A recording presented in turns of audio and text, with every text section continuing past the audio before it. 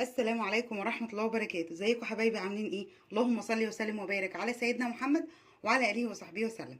تعالوا نعمل شوية حاجة كده تحلية جميلة جدا في الصيف والحر اللي احنا فيه. حاجة سهلة وبسيطة بمكونات سهلة جدا، وبطريقة بسيطة جدا. يلا بينا نشوف هنعمل ايه.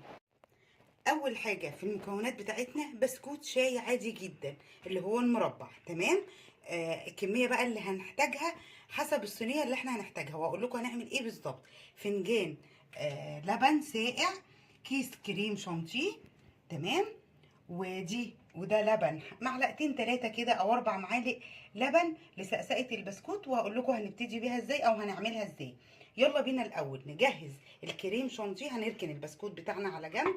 هجيب بوله هحط فيها كيس الكريم شانتيه بتاعي، بسم الله الرحمن الرحيم، اللي هو المحلى العادي خالص. تمام. وهحط عليه حبه لبن حبه بحبه، وهضربه بالمضرب تمام لغايه ما يبقى قوامه تقيل، وهوريكم القوام بتاعه وارجع لكم.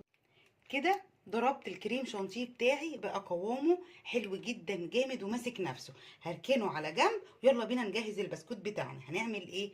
هجيب صينيه ألمونيا او اي صينيه عندي مربعه. تمام.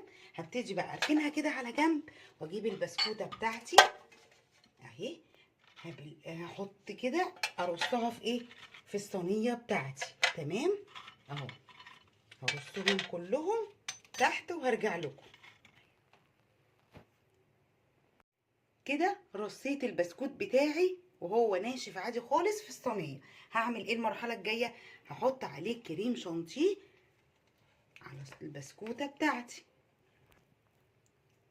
كده حطيت الكريم شانتيه على طبقه البسكوت اللي تحت. تمام. هبتدي بقى اجيب البسكوت العادي الباقي عندي، هسقسقه كده باللبن حاجات بسيطه، يا دوبك انزله كده في اللبن وارجعه على طول، ارصه بنفس الرصه اللي انا حطاها من تحت. هكمل باقي الكميه بسرعه. كده رصيت البسكوت بتاعي بنفس البسكوته اللي تحت زيها زي اللي فوق. تمام. بقى عندي شويه يعني قطعتين بسكوت مكسرين كده، طحنتهم بايدي. هبتدي ارشهم كده على البسكوت من فوق. كده رشيت شويه البسكوت المكسرين عليهم كده يدوني شكل حلو، مع رشه قرفه بسيطه. اللي مش حابب القرفه تمام مش لازم. هرش رشه قرفه بسيطه خالص خالص.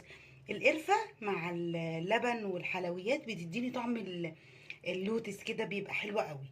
تمام. اديني رشيت رشه خفيفه جدا.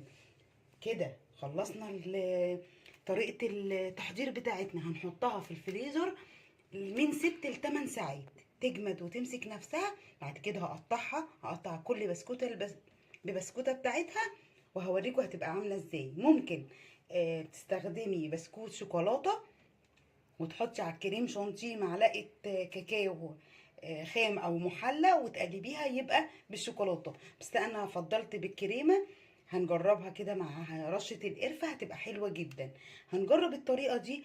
انا بوريكم بس طريقه كده، فانتوا ممكن تجددوا فيها وتعملوا اشكال واطعمه كتير جدا. هحطها في الفريزر من 6 ل 8 ساعات وارجع لكم تاني. وبكده بسكوت الايس كريم تلج وبقى جامد. يلا نقطعه بقى قطع قطع كده على قد البسكوته ونشوف شكله بعد كده. وبكده قطعت، بصوا جامده جدا جدا زي اللي بتجيبيها من المحلات بالظبط. بصوا ماسكه نفسها حلوه قوي، ماسكه نفسها وجامده جدا جدا، طعمها خطير قوي قوي. طريقه سهله وبسيطه ومش مكلفه، هتفرحي بيها اولادك وحبايبك. هيحبوها جدا. ممكن تعملوها بالشوكولاته وممكن تعملوها بالكريمه زي كده، زي ما قلت لكم في الفيديو في اول الفيديو. جربوها بالطريقه دي ان شاء الله هتعجبكم. ما تنسونيش في اللايك والاشتراك وتفعيل الجرس، وربنا يديمها عنا نعمه. والسلام عليكم ورحمه الله وبركاته.